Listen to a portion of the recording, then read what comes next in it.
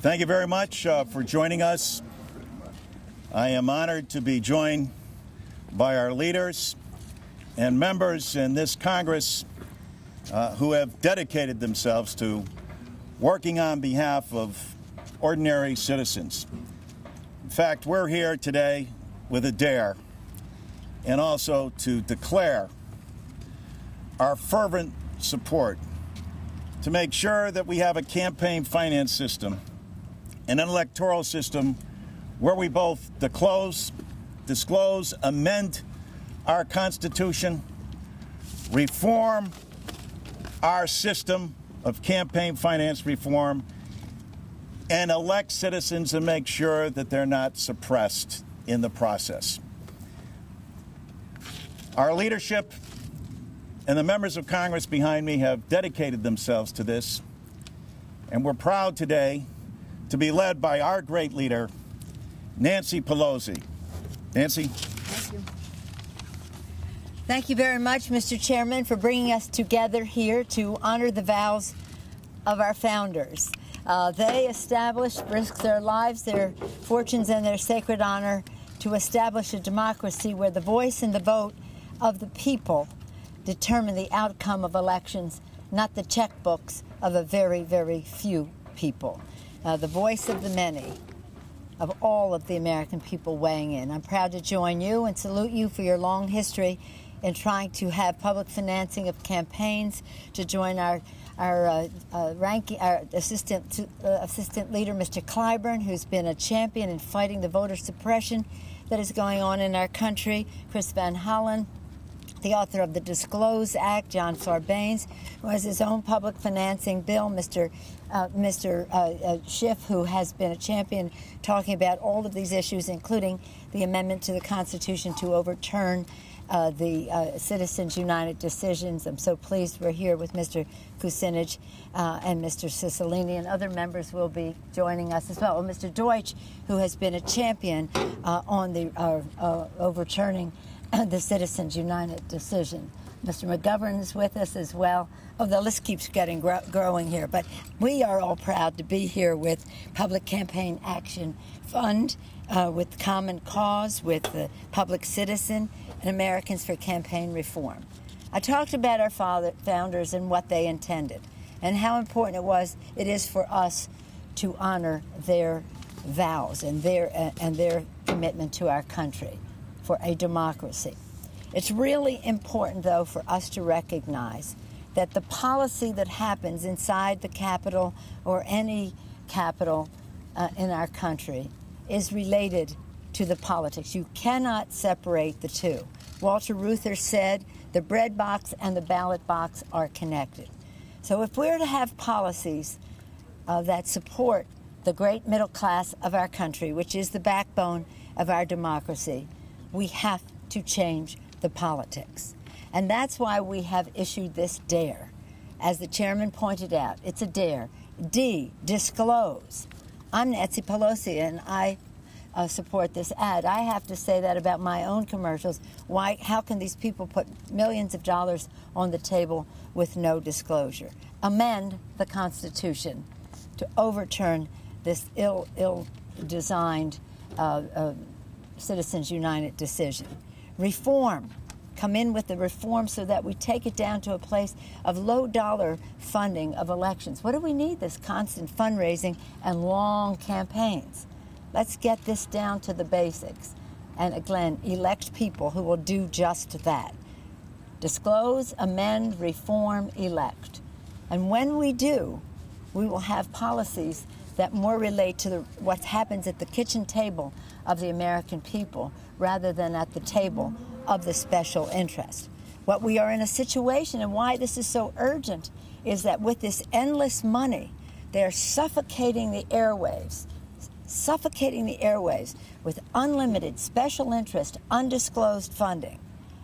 B, they are suppressing the vote. How could that be right?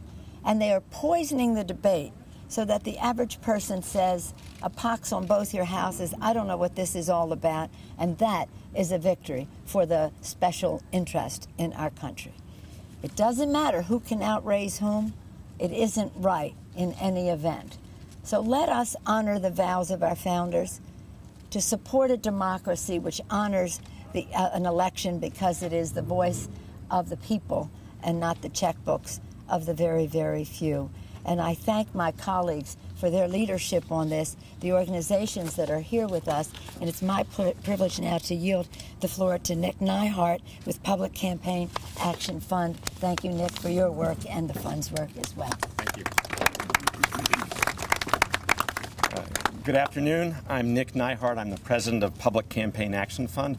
And first, I want to thank Leader Pelosi, Congressman Larson, and all the other lawmakers for taking leadership today on the issue of money in politics. The American people are certainly ready for it. A Gallup poll released this week shows that people view government corruption as their second most important issue. And during the past year, congressional approval ratings have hit all-time lows. There's no doubt that Americans want change when it comes to money in politics, a chance for their voices to be heard over the multimillionaires and the billionaires who are writing 7- and 8-figure checks. This record-setting flood of campaign cash, including hundreds of millions of dollars in secret donations, is putting politics on big money steroids. If this were the Olympics, the players would be disqualified. It shouldn't be this way. Americans want a political system of, by, and for the many, not of, by, and for the money. Politicians should be accountable solely to their constituents, the people who elect them, and not to the handful of people who can afford to write an absolutely gargantuan check.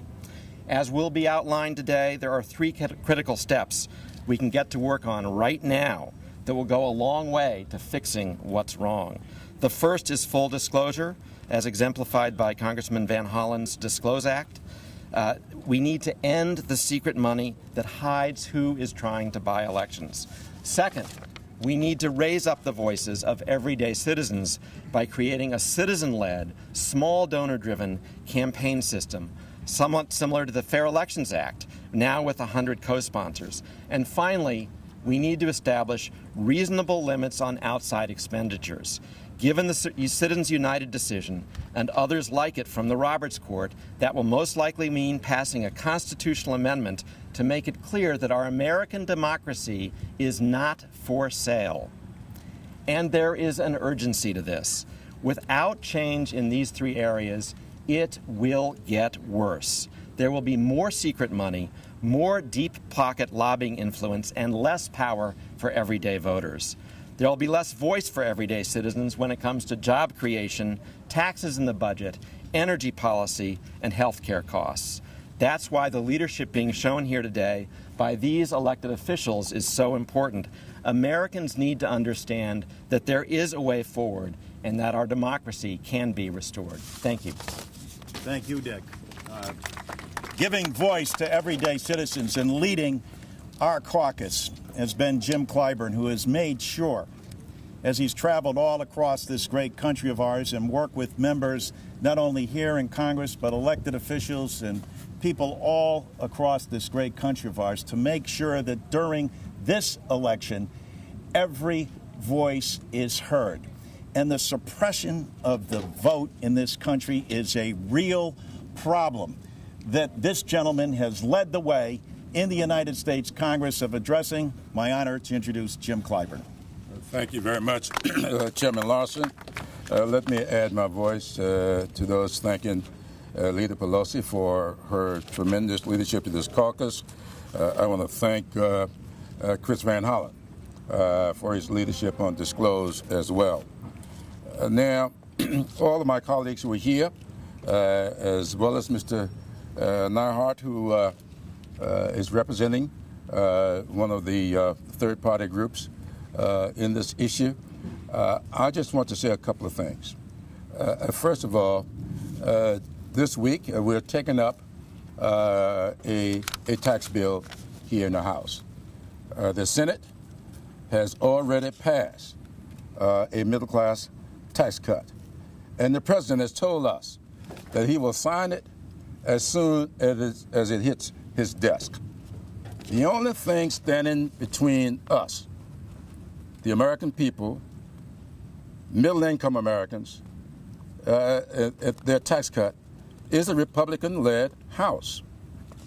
And I believe that there's only one reason that they have a problem with this tax cut, and that is they are in the grips of the Koch brothers, Karl Rove, and other special interest groups that are funding campaigns and creating a tremendous stalemate here in the Congress. I believe that the time has come for the American people to demand that our government gets restored to the people as it was designed to do. I think the time has come for us to reconnect the electorate to their elected officials, and the time has come for us to move away from Citizens United. Now, I have said, and I really believe, as one who has been subjected to various forms of voter suppression and depression, that I believe that Citizens United is absolutely the one of, if not the worst decision that the Supreme Court has issued in a century. I think that this decision is something that does mockery to the American people, to our electoral process, and I would hope that as we move through the Congress, we will pass, disclose. Nothing can be better for our system than for sunlight to shine on all of the decision-making processes, and the secrecy that is allowed by this decision will not be good for the future of our great country. So I want to thank all of my colleagues who have been given leadership to this issue, as well as those groups, third-party groups that have been very involved in this, because I do believe that the kind of system that we leave to our children and grandchildren could very well be determined by how much sunlight is shown on the decision-making process in this House. Thank you so much, and I'm pleased to yield to our Disclose man, Chris Van Hollen. Thank you, Jim. Thank you very much. I want to thank our leader, Leader Pelosi, Assistant Leader Clyburn, the chairman of our caucus, Mr. Larson, all our colleagues here today for coming together to issue the D.A.R.E, the challenge that all of us work hard to restore integrity to the political process. And I want to thank all the outside groups who have mobilized to do this, because as was said, if you ask the citizens of this country whether or not they're for disclose and campaign finance reform, overwhelmingly, resoundingly, they say yes. So this is clearly a battle for the heart and soul of our democracy against special interest money. And what we're finding is every day, millions of more dollars are being spent to try and secretly influence the outcome of the elections. And what the Disclose Act is all about is very simple. End the secret money in politics. We believe voters have a right to know who is spending millions of dollars to try and influence their vote. And every day as we gather here, more and more money is going underground in the shadows, because people who don't want to come forward and tell voters that they're trying to spend this money to try and get policies through Congress that favor their particular interests. And you're seeing that happen day in and day out, this laundering of money, secret money through various organizations to try and prevent the public from knowing. And it all comes down, as my colleagues have to say, with an effort, in this case, a secret effort by many, to try and rig the rules of the game to favor special interests, whether it's through special interest tax breaks, like we're talking about today that Mr. Clyburn talked about, to providing special tax breaks for companies that offshore American jobs. And what we're saying is very simple. Voters have a right to know. It's that basic. And it used to be that Republicans were in favor of disclosure. At least that's what they said. Here's what the Republican leader in the Senate said in the year 2000. Quote, Republicans are in favor of disclosure. In fact, he said, why would a little disclosure be better than a lot of disclosure? Mitch McConnell. We agree with Mitch McConnell in 2000 when he was for disclosure before he and Republicans were against disclosure. What we do know is the American people are in favor of disclosure, as everybody who believes in transparency and accountability in democracy should be, which is why I'm absolutely convinced that we will win this fight to strengthen the integrity of our political process. And I want to thank all the groups and all our colleagues for working hard every day to make that happen. Thank you, Chris. We'll be followed in this order by the members that are here, Representative Sarbanes, Representative Deutsch, Representative Schiff, Representative Cicilline, and Representative Kucinich. Chris, thank you, because we know we're opposed by a party whose entire election strategy, from their presidential candidate on down, is based on not disclosing to the public on several fronts information that is important to a citizen democracy. John Sarbanes. John, thank you for your bringing us together, bringing the colleagues together. Nick Neihart, thank you for your tremendous work with Public Campaign and representing all of the other groups here that have worked on this issue for decades and understand the importance of this initiative, D.A.R.E. I'm going to read you a few statistics real quickly. The cost of an average winning election in 2010 for the House of Representatives was $1.3 million. Campaign spending has seen a 525% increase since 1983, and that's only going to grow now with a wave of torrential spending that's coming in from super PACs. Listen to this. 30 corporations paid more in lobbying fees than they did in federal taxes in 2010. Those companies spent an estimated $22 million in campaign contributions. And even the Cato Institute, which is a conservative think tank, has estimated that the federal government doles out over $90 billion in corporate welfare annually as a result of this distorted system that we have.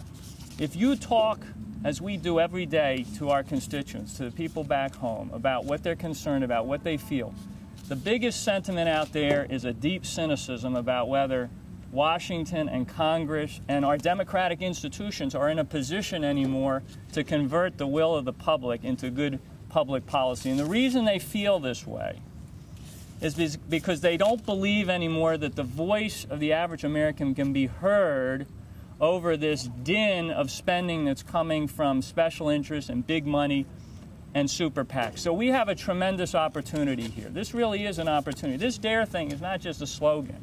It captures perfectly the initiatives we have to take up here in Washington to make a difference and begin to restore the faith of the average person in our institutions. We've got to disclose where this money comes from. That only makes sense. If you think about it, First Amendment protection for speech only makes sense if it's attached to the speaker. Anonymous speech, conceptually, that doesn't make sense to protect. So you've got to have disclosure. And that's an incredibly important piece of this. We've got to amend the Constitution based on what the Supreme Court did in Citizens United case. And we've had a wellspring of sentiment come up among members of Congress putting forward good legislation which will do that.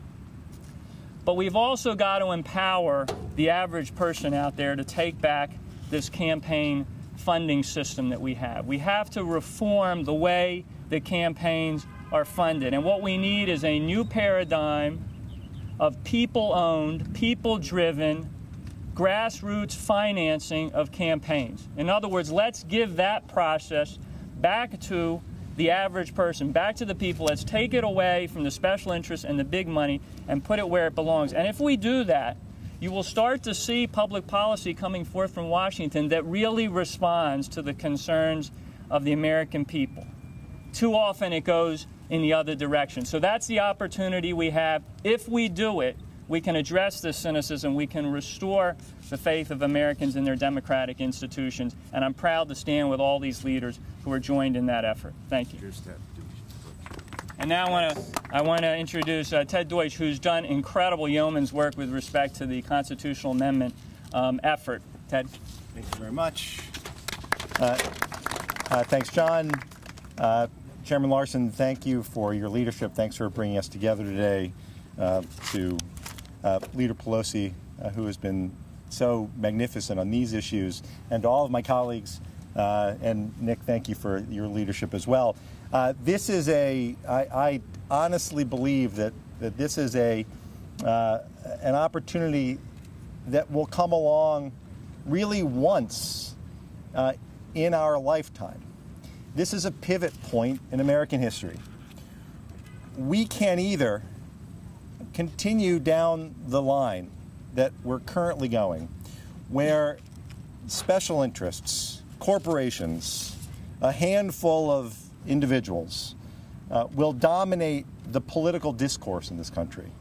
So much so, the current campaign finance system has seen 26 billionaires spend a combined $61 million influencing the outcome of elections, and that's only what's been publicly disclosed. That doesn't include another $100 million that Sheldon Adelson has said he's willing to spend to defeat the president, or the $400 million the Koch brothers have pledged to spend during the 2012 election. That's the path we're headed on if we don't act now. But we have an opportunity to pivot in a way that I think John Sarbanes summed up best. We have an opportunity to restore America's faith in its democracy, because that faith is being lost. It's being lost at a time when too many people feel that their voices no longer matter. And so we have to require disclosure so people know where all of this is coming from. We have to change the nature of the campaign finance system, which will influence the way that we go about our jobs and will put us in a position to be able to rely on individuals to help us, individuals who share our commitment to moving the country forward. And we need to amend the Constitution. And I'll finish with this. After Citizens United, the only way that we can change the nature of our political campaign finance system is to amend the Constitution. And it is hard. It is immensely difficult. But this is the way that the framers of the Constitution envisioned our ability to take back our democracy. This is what we've been given.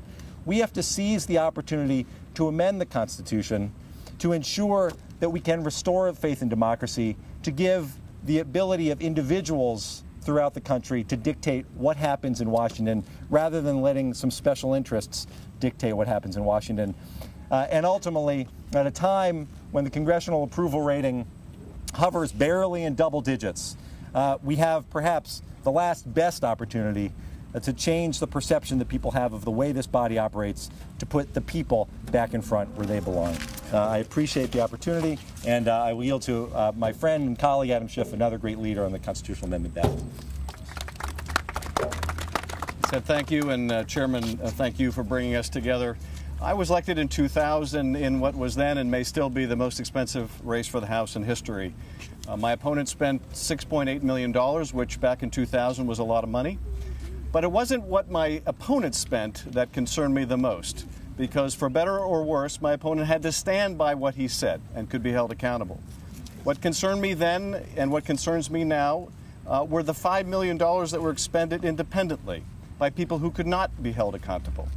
The very first bill that I introduced, or joined as co-sponsor rather, when I was elected to Congress, was the McCain-Feingold campaign finance reform. But as we've taken several steps forward since then, with the Citizens United decision, we have actually stepped back a mile from where we first began. And to put responsibility where it is due, Citizens United made the problem much worse. But the problem began actually far earlier than Citizens United, in a decision called Buckley versus Vallejo. That equated campaign expenditures and funding of campaigns with free speech in a way that prohibited the Congress from regulating campaign expenditures. The court in that decision said that campaign contributions had the capacity to corrupt and therefore could be limited.